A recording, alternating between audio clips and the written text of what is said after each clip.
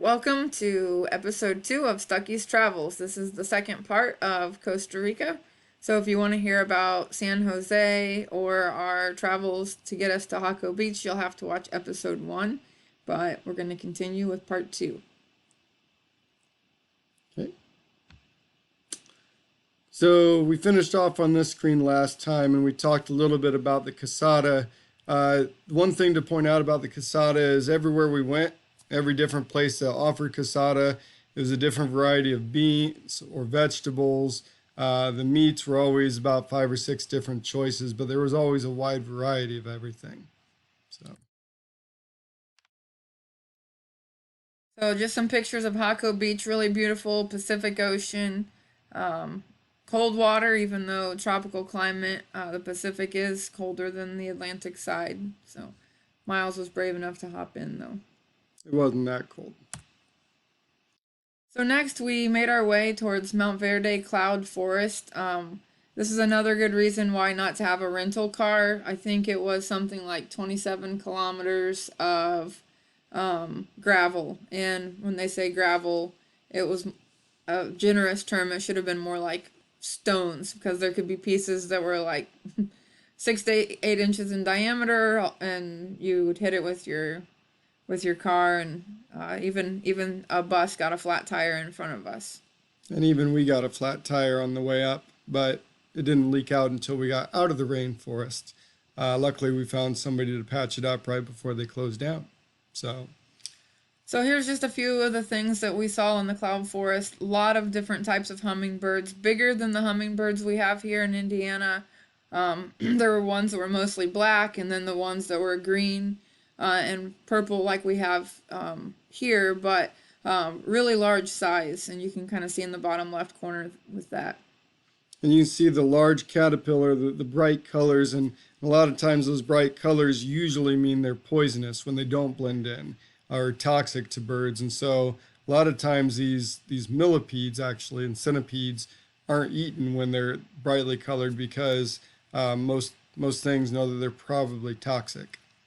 In the upper right hand corner, you can see some of the plant life, and you can see how different plants take advantage of growing on other trees.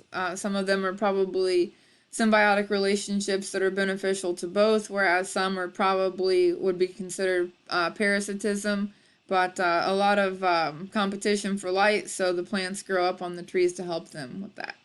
And then in the bottom in the middle, you can see the fungus, the mushrooms growing off of the trees. And because of the humidity and the moisture all the time, we saw all sorts of varieties of fungus, mushrooms. Just another picture to show. It was a bright, nice day, but as you drive into the higher altitude and get into the cloud forest, there's basically like a continual mist all the time. So imagine just taking a spray bottle of water and constantly spraying it, and that's sort of what the cloud forest feels like. But cold, comparatively. So another picture just of the view and the abundance of fauna growing everywhere. This was at an overlook, but as you can see, the cloud canopy is so low that you can't see anything off in the distance. You're just seeing the clouds.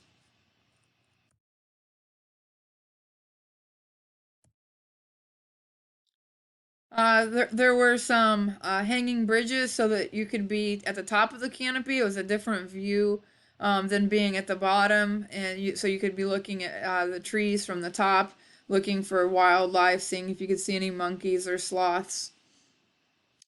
We saw neither. We did see some monkeys here, just not from the canopy or from the tree, from the hanging bridges. But as you can see, we did see they had some hummingbird feeders at the cafe and just lots and lots of hummingbirds. Some that look similar to ours, but are twice or 2 or 3 times the size. And obviously the flowers, which are really particular to the hummingbirds versus pollinators like bees. Just some more of the fungus, and then in the bottom right hand corner, that's a fern. So when it's at that stage of development, it's called a fiddlehead.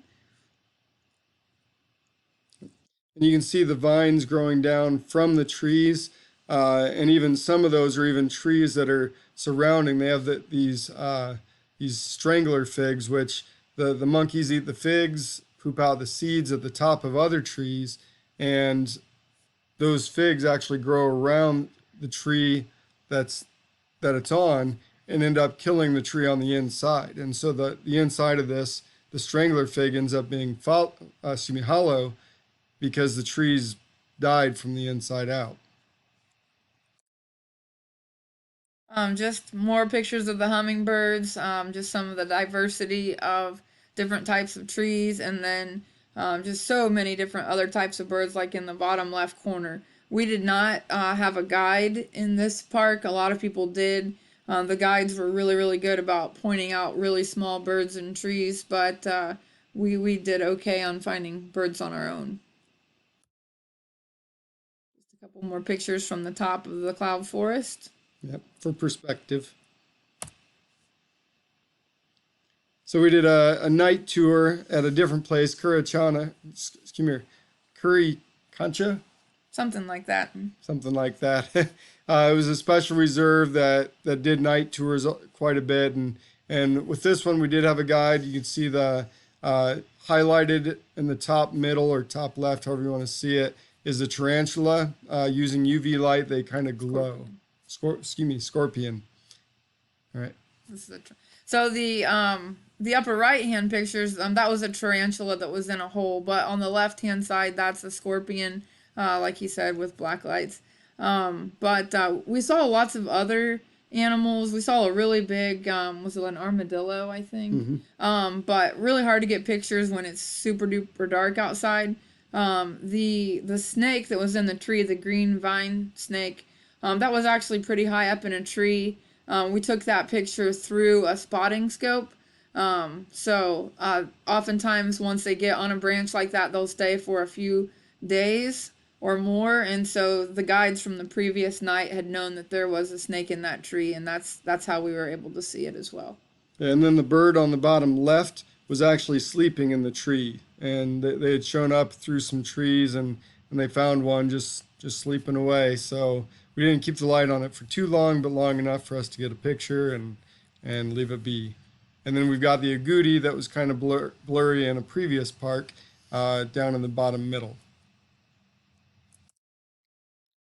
So one of the more popular birds in Costa Rica is the one in the picture, the resplendent quetzal.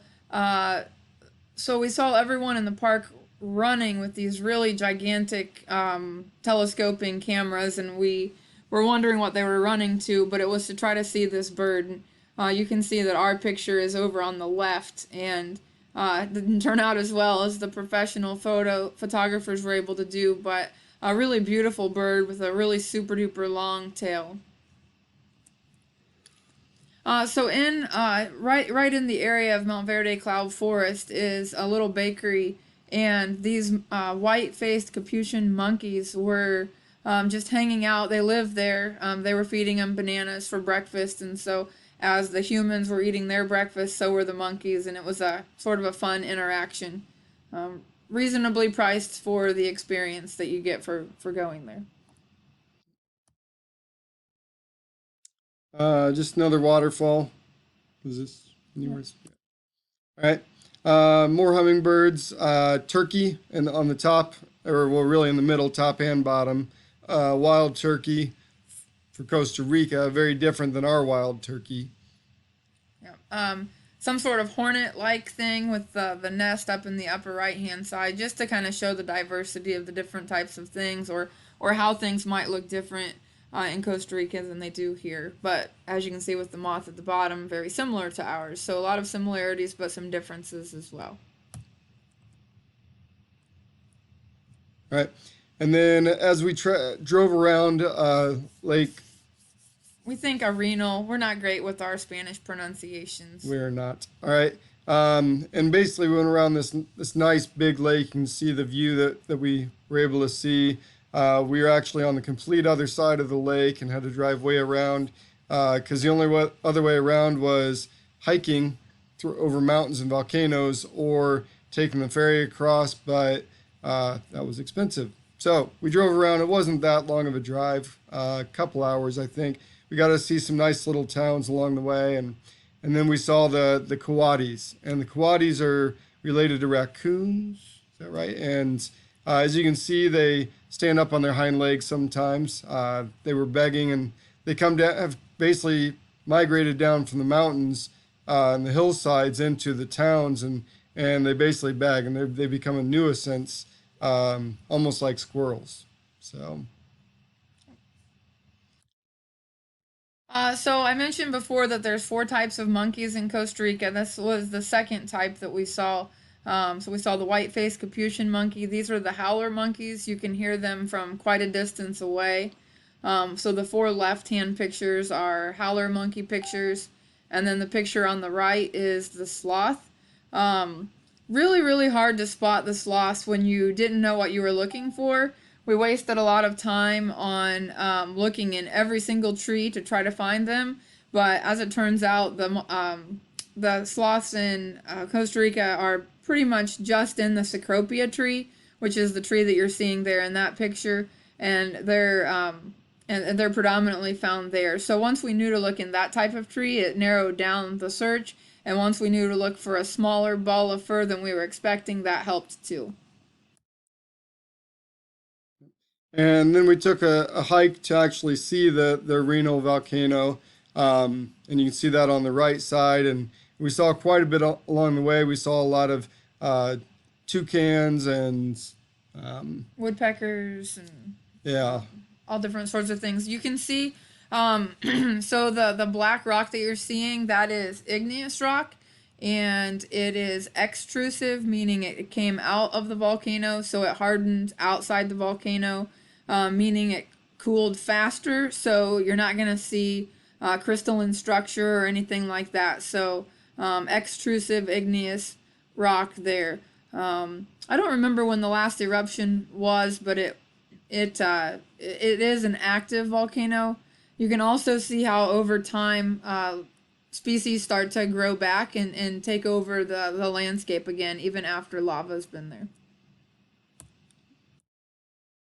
right. And the volcano had erupted 2011, I think. And so you can definitely see there's some green kind of starting to grow back on the mountainside, but you can also tell that not much life is up there.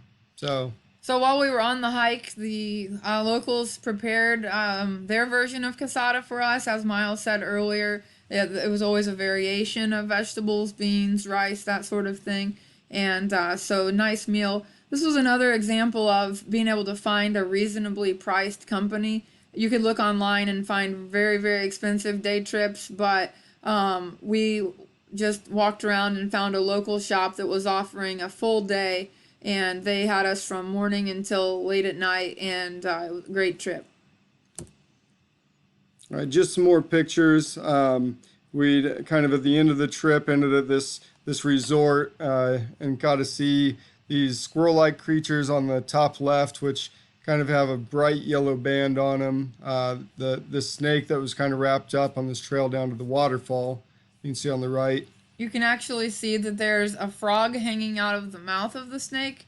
The legs of the frog are a little bit hard to see, but the snake had been eating that. These birds in the bottom left are called Montezuma birds. They're very, very loud. I believe the next picture will show you the nests of the Montezuma bird. For size perspective, the man on the left is actually in the same picture as the next picture over to it. I just cut out the middle part so they'd all fit on there. So literally, the nests are as big as a person, and then you can see how they're all clustered together in a colony up in the trees. They were very loud birds. So just some more pictures. You can see the red-eyed tree frog in the top middle. It's a golden orb spider in the top right, and then the sunset over the lake with local casada, and a plant that has red dye rubbed on our faces. And just more variety of the leafcutter ants. We got to see those quite a bit. The Some sort of snake. I don't remember the It was type a now. poisonous one, but it was only a baby, only about 8 inches long, maybe. Some fungus mushroom, very tiny mushrooms growing off a very small leaf. And thank you very